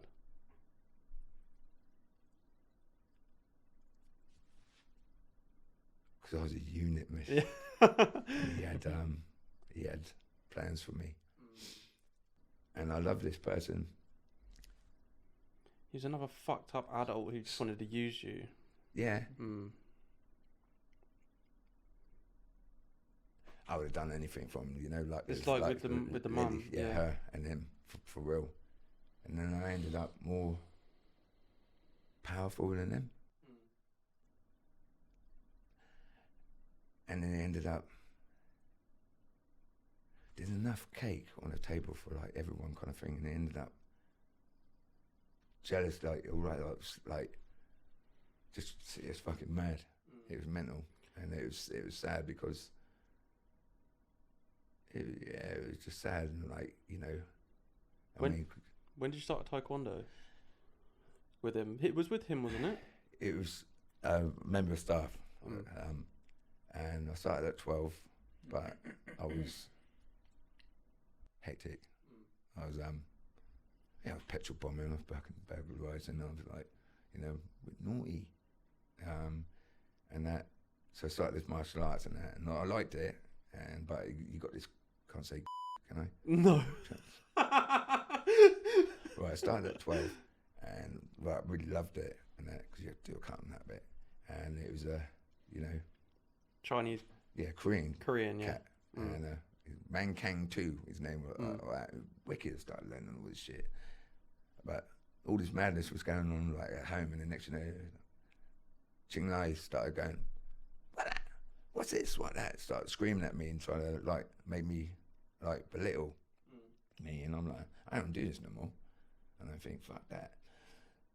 And one of the hardest things I had to do is actually go back and tell him that I didn't want to train, and that was at 12. And then I think a couple of years later, one of the members of staff started up, you know, Taekwondo club and like that, and it was my best mate, Stevie. He said, I didn't want to do it, and he said to me, if I do it, we'd like, let's do it together, kind of thing. And yeah, we started, and that never stopped, mate. And then I was unbeatable, mate. Yeah. You know, this man. Well, that was you channeled all of the hate and all of the shit that went on in your life into that. Boom. And you just smashed people to bits. Smash. Yeah. But if this guy stayed with me, yeah, because I made him, he got to the top because of my wins, like all that, like English guy training coloured kid, sending everyone there. They can be here. People go and get trained for years to come for me, and like all that kind of, and I smoked since I was 10, so you know, obviously you have to be super fit, kind of like thing like that. And then yeah, he ended up right on top because of my wins, because they're thinking he trained me, but he only showed me the basics, and I went home. I dealt with the rest, you know what I mean? Jackie Chan's lying. Yeah, I ended up, you know, longest reigning British champion of all time, fastest knockout, combat, highest kick in the world. I was, what do you call him, King Charles now. He's a sponsor, man. I did with him for like 2.5 hours in that, sports representing Prince of Charles, you know, and like that. But I wanted to go and other kind of things, but if he'd have been in my corner and stayed with me, and I would have conquered all that as well, because yeah, like, it's mad. What? Quick. How old were you when that was going on? Like, how long until you I could do stopped 56 press ups in a minute at age of about 14 and shit like that. So yeah, about 14 I restarted it. Yeah, 14. Got my black belt at 18, and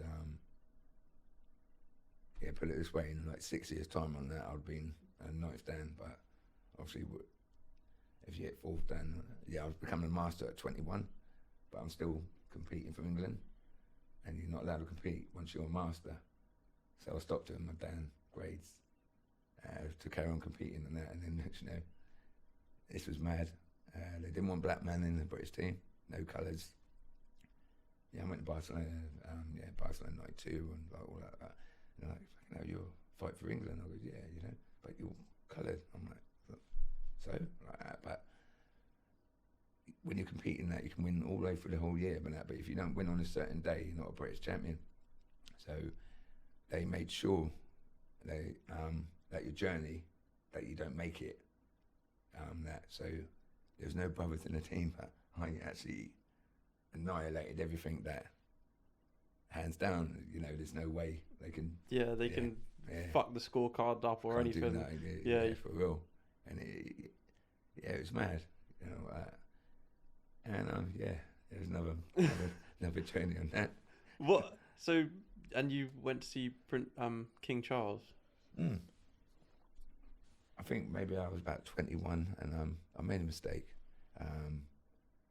Just followed the wrong path for a minute, and you know, just got a bit lost in myself and like all that lot. And I ended up almost like going to like prison, but I was lucky to get away with probation and a fat fine and that. But like on that journey with the probation, my probation officer arranged me to get sponsorship with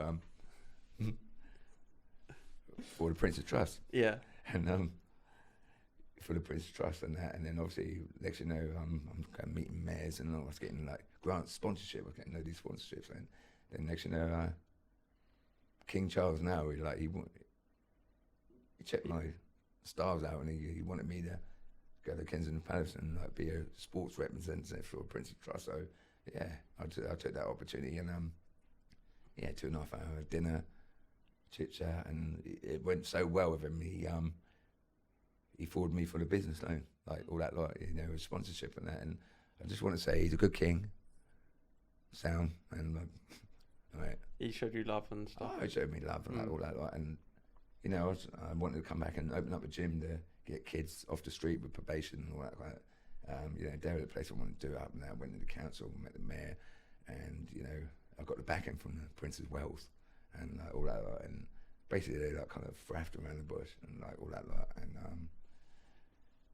But they give you a check, didn't they? oh, they give me a fat check. Yeah, they give you the check, but then No, give me go on. for the sponsorship, but now they wanted to give me a check for a business loan, I think like 30 grand. And so obviously I was going to the council and get the building to try and set up this business as a gym.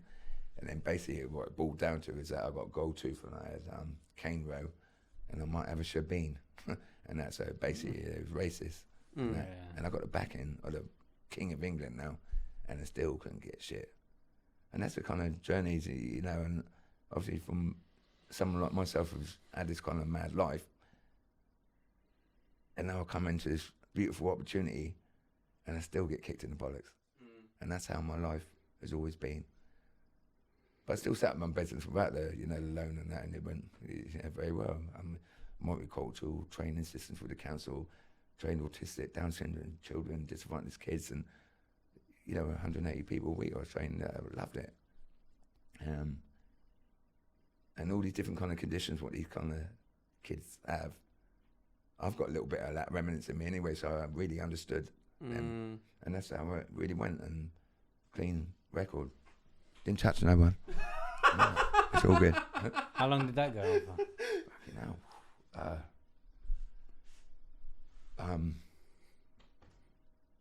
10 years. Private schools, council. I had all the gyms, Fitness First, LA Fitness, David Lloyd. I trained them all and that. And Okay, let's go back to thingy. we're going back. Yeah, so you met my dad 15? Yeah, I was in Salona Road, Yeah, you was in. and a friend of mine come out. He goes, "Mate, I was going out with some girl or something like that." She goes, "You was in town the other day," and I'm like, "No, I wasn't." And she goes, "Yeah," because we had wet looks, like Michael Jackson, Jerry Curl, and that was before that it was all skinheads and all that, and then suddenly you had David Grant, Michael Jackson, moonwalking, body popping, all that, and I was the only one in the village. So all the women don't want skinheads now. Sorry, they want a colour guy, and I've lived in Lords with it, and there's no colours in there but for me. A little skinny mirror, and trying to do the moonwalking. Yeah. Like in segments, I look like look like Crime Watch. Watch the video. Like that kind of thing, but yeah, bought the boots and everything. But yeah, girl was coming, and All women just wanted black man. Floodgate. Yeah. I was only working in the village. Right, so next you know, Johnny's got the same. Your dad's got the same hair, so we look very similar. Yeah, because wasn't there was like some things going around, like you kept hearing things of, oh, there's this guy who looks exactly like you, Jaffa, and then my dad was getting it as well, and then we was getting grief from like, each other, and then a friend of mine, Wayne, he because your dad was a very brilliant athlete, fastest indoor and outdoor hurdles, in England and things like that, bad, and so yeah, pumped in and like, and it went from there, and then he got mum and dad, grandma, grandpa, and like introduced, and next thing you know, like they just were like kind of welcome me in and all that lot, and then I called grandma mum, and Rose. yeah, Rose. But the mad thing about it, my actual biological real mother, who's a whore of Babylon, was called Rose, and it's mental. And I've named her most beautiful woman in my life was Rose. But the most wrongest woman in my life was Rose. But I'm not going to let that wrong woman taint grandma and the name. So I've even named my daughter me and Rose, you know what I mean? So, that like, because, it's not going to turn up. Well, for your real mum is grandma. That's it. Yeah, that's, full stop. That's it. And granddad. Yeah, and granddad's the real dad, your real dad. Because I never ever met. What was sorry, there's something that really fucks me up every time you say it, but what was like the first thing, like you went to a party? The first party that you went to with grandma and dad? No, it was Christmas dinner. Christmas dinner. Our house. Mm. And sorry, I probably skipped a little bit then. So what was the first sort of time that you met? So you met dad, and then you were just friends. Yeah. And like you were just going around pottering together. How old were you? You're like 15, 16. Yeah. I was 15 and Okay, that. So sorry, right. Pops might have been, where was he, like a year? He was because I still got something. 14. Right? Yeah. Yeah. And then we kept tight. So how long did it take till you met grandma? It was and maybe granddad? about 6, 7, 8 months after that. It's only I got to 15 just before 16, and the home said, "You're all right. I'm on a full care order till 18," and I meant to stay in care till I was 18. But I was all right, so they just fucked me off. And like, I got no family. I don't know no one. It's scary, They just give you a grant, stick you in a fucking room somewhere, and from that you end up straight to jail because you can't get housing benefit, can't do nothing. You end up stealing, like all that, and go straight. So to do all that work and that, and it's just Straight back into the system. Straight back in the system, and I didn't want to do that. So I had a training course. I wanted to be a bricklayer, and it called YTS. You get £27 for it a week. So I'm in this bed sit, and bed sit was 18 quid a week. I had £7 to do my taekwondo and that, £1.50 for pack of fags, like all that lot. And it was cool, we were chilling. And then it was one Christmas and that. And I called grandma, like, Mum, one day, and she's like, ah! It's like, put a bomb and like, and invite me for Christmas dinner. And sat there, grandma, grandpa, and then great grandma, and like all that lot. And the mad thing about it, like, because grandma didn't want like granddad checking the coloured woman, like all that lot, that kind of vibe. And like that. My grandma's black. Yeah. And then great grandma, she's white, but she's, wasn't happy with the old man, grandpa, seeing the coloured woman and that. And next thing you know, it was like lovely, the party hat. And the love at this table was so overwhelming. It was fucking unbelievable. And I've never ever thought that families were like that. Yeah, for real. And it took ages to adapt to it, but I never told anyone about it. Never told dad and your dad and that. And, it's nice. And then next called me son. And then boom. But she never called me Michael. They called me Jaffa because she said the name's too posh for me and shit like that. It's mad. I don't know where you get that name, boy. That's way too posh for you. We just keep it Jaffa. I'm like, what, man? It's like that. And then grandpa, they offered to take their name, But what about the party hat? Well, like the party hat and all that, like, it was like, it's like, this is Christmas.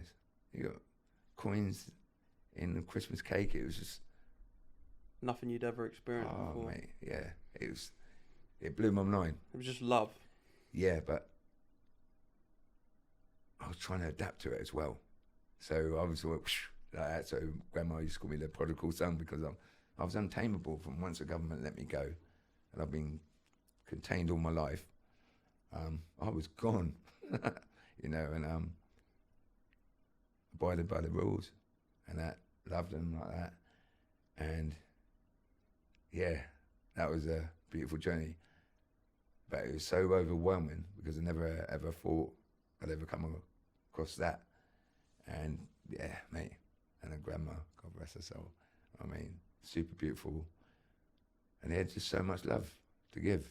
And like I said, they adopted ZZ and that, Jonny.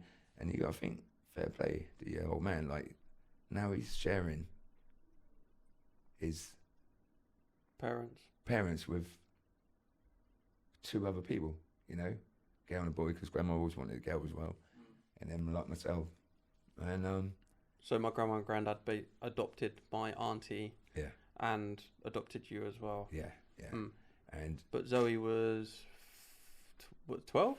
11, 12, Yeah. Took a couple of years Mm.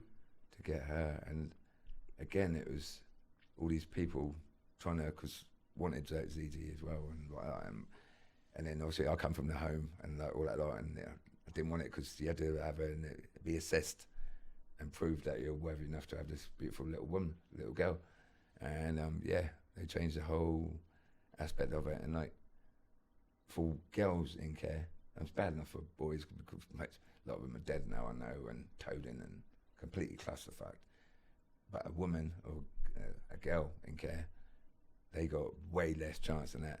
You know, prostitution, towed in, dead, mullered and that, and the support and the environment what grandma and granddad gave Zoe, she had a degree, 2, social worker.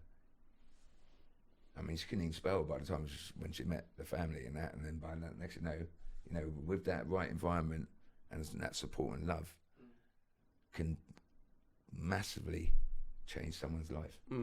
And that's how much love and juice this beautiful family can produce, and that. And it was overwhelming, but I was still, this ain't real, man. It was kind of like yeah, like, how could someone love me so much? Never been loved in my life. And it was, you know, it's trying to adapt to that, which took time. And yeah, it's probably fucking hard to let your guard down as well, because you probably never, since you were born, you probably never let your guard down. Skin, and you've built that up. For real. I mean, it's just unbelievable.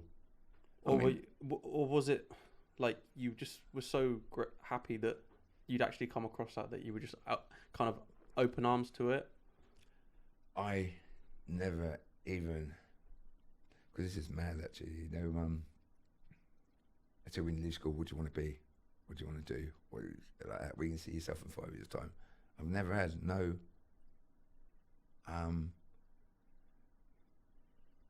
thought of what, you know, I never, because I shouldn't be here, you know, that way there. So I never had any ambition of. You never had any future to look forward to, or like. Yes. Like when someone asks you what you were doing tomorrow, you wouldn't fucking know. Forget Do you know what I about mean? it. Like, No, yeah, not at all. And just that you were in survival mode. That's it. We've talked about this many times. When you're in survival mode, all you're doing is thinking about your next meal. That's all you were doing. You was thinking about your next meal. Like, where's my next? Where's my? Yeah. Like, how do I just get past this? How do I just? I mean, I fucked my future up for a while because. You didn't fuck your future up. Everyone else fucked your future up. Home said, right, see you later, bye. I'm in the bed sit. Can't get housing benefit, but I'm like working. Like, but. How old? When you're how old? 15, 16. Okay. And so I didn't want to go like the rest of that, stealing, you know, like to try and survive, you know, because that's, Yeah, you know. you get in trouble. So I bounced checks to pay my rent and stuff like that. But obviously later on in life, that fucks up your. For me not to steal and not go back to jail and that, I was writing checks to pay my rent, so I wouldn't have to do like that. But I didn't realise it mashes up your credit score. Yeah, badly and that. But it was worth it. So I didn't end up in jail like the rest of them, you know. Fucking right. And only 3% make it in home. And so I did that, but I didn't realise later on in life, you know. You're twisted. I mean, one time I could get a mortgage. Well, get a mortgage and that, but my rent is more expensive than my mortgage. But I can't get the mortgage because my shit's fucked up. and yeah, that's another story. You know? But I want to just come to the end point there around the affection, right? Because I think the story, like some of the things around what you did as a child, yeah, the ways that you sought affection, and how those people were so twisted that they like manipulated that for their own benefit. Yeah. The way that the first foster mum had you fucking running up and around town, getting this for her, doing that for her. I'm glad that you found that from a genuine person, where you felt that genuine affection in a home. But you never ever thought that would ever come. Yeah. And That's I'm really so good. grateful Yeah. for that. I can pass in this life, you know, live and then die, that I actually came across beautifulness, and that is family, and forever, ever. You can want to make me have tears now, because everyone deserves that. Yeah. 100%. Yeah, and home from that. Stop it. Bless you. Yeah, that's the one. Mate, that was amazing. Mate, fucking Jaffa, honestly, thank you so fucking much. This is we'll come back for a second. There's so much more, but thank you. But no. I hope, yeah. It's hard to sort of come to a conclusion. There isn't a conclusion. This is just a crazy fucking story, which has just I've heard bits here and there because we spent so much fucking time together. We just hit it off, didn't we? Mate. We ever since fucking 18, when I could drink, I'd come around and we'd have a few beers and we'd chat, and it just went from there. We've worked together. We've got so many fucking amazing memories together. Oh, brilliant. So I've heard a lot of it, but I haven't known it to the extent that I have recently, and today. But you are a beautiful combination of the loveliness of what you came from, you know. Yeah, what no. flows through your veins and that. Yeah, I really And the appreciate same, that. you know, as a unit, you two cats are on the same mindset. Yeah. What two can make a super change, because again, you changed their life massively around. I mean, like discipline. I've got discipline to survive, and discipline, and maybe a lot of kind of things as well. Self-destruction as well, because. But Jaffa, that was my destined path, you know. Yeah. The big, like, I was able to get through that because I had the support, I had the people there, and my trauma is like nothing. It's when I think about my trauma and I think about your trauma, mine's literally nothing. It's like a fucking all right, bit of that, like fine, get it off me. Do you know what I mean? That's what really has made me realize. Obviously, everyone's got their own trauma, and it hurts people. But when I hear yours, it's like, what the fuck are you worrying about? You get on with it. And this is the thing with that is, people say, "Oh, why is Jaff still drinking?" Or people in the family, like whatever. You would fucking drink as well, Okay, yeah. right, man. You would. I would be cracked out on a street or probably dead. Did you say crack? I'd be on H. I'd be on everything. Like For real. for you to get through that, and for you to have have a drink and do whatever you do, is fucking incredible to me. For you to just do that, fucking hell, mate. I'll take my hat off to you, because you've done fucking amazing. And for you to get a fucking house and to be able to feed yourself and fend for yourself and put a roof over your head and put a roof over other people's head and £25. do what you've done. 25. Who the fuck does that? This is why I think of like success stories. You're like the biggest success story for me. Seriously, you started from literally nothing. Shit. Nothing, and you are here now. Like, that's like winning the fucking lottery almost. Like, do you know what I mean? No, it is. It's way bigger than that. It's like, people don't, like, people who come from, like, that we've heard all these success stories or whatever, yeah? Them getting up to, like, all this money and whatever, it's nothing. Go through that.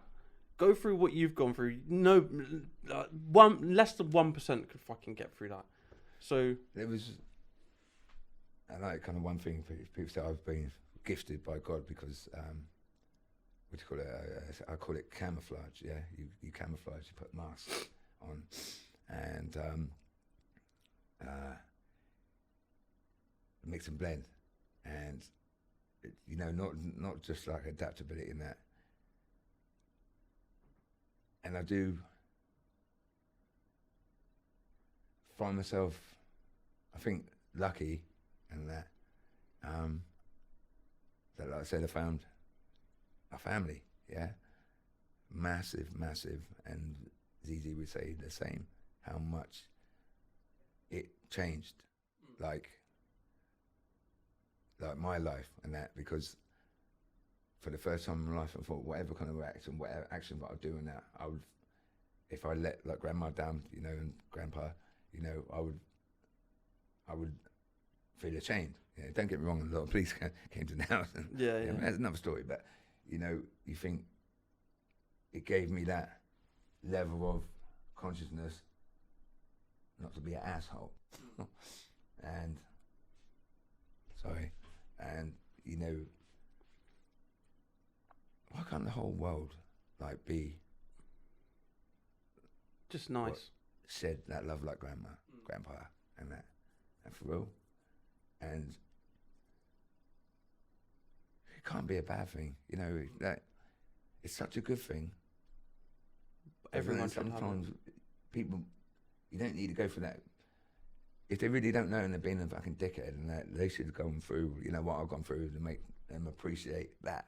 And that, if you could do a beam to educate people's brains, That's what sort partly of. this is about. boom, and their legacy as well. Are you? I mean, I'm disciplined to come second in the world, beat racism in the sport, and the best in the country, and still won't get there. I've got the backing from the King of England, and still can't get there. You know, all the obstacles. So I was used to just getting towed in every time, and then you can ease it through, like love and that, and then next thing you know, you like the next level, like the discipline, like you guys, you know, from that, like to change, flap. And I was like saying to the old man the other day, yo man, this young man here, you know what I mean, like just thinking, you didn't need to say that again. You know? It's like, you know, and like I said, you guys would like work as a unit, like, because a lot of people will bring you down. I mean, I was winning, you know, combat and all that. And then all people wanted to do was see me lose. And it was mad. And you're thinking, why? You know, it's like, and then the one, I had 70 fights, won them all. And then 71 fight, I lost. And then you know, the whole Southampton said, man, you know, like customer like that. So I'm like that. So next you know, made me go out and try and prove to these people, right, I lost. And then you think, what? And then what am I? I've gone through that blood, shedding tears. Thank you everyone for listening to the Open Minded podcast. I hope you found something from this podcast, which has maybe given you some insight on how much you need to appreciate your life and the things that you've been through, because you could always be worse. It could always be worse. So One, you could be yeah, don't say that. no, and but two, honestly, Jaff, thank you so much for fucking doing this, and we'll get the next part in soon. But yeah, and he said it straight, open-minded. Open-minded. Listen to these gentlemen. Yeah. Because they can open up your mind, and that's a good thing. Okay, thank you. Love you, Jaff. Thank you, bro. Boom, Jack. Like, subscribe, do all the good stuff. Love you all.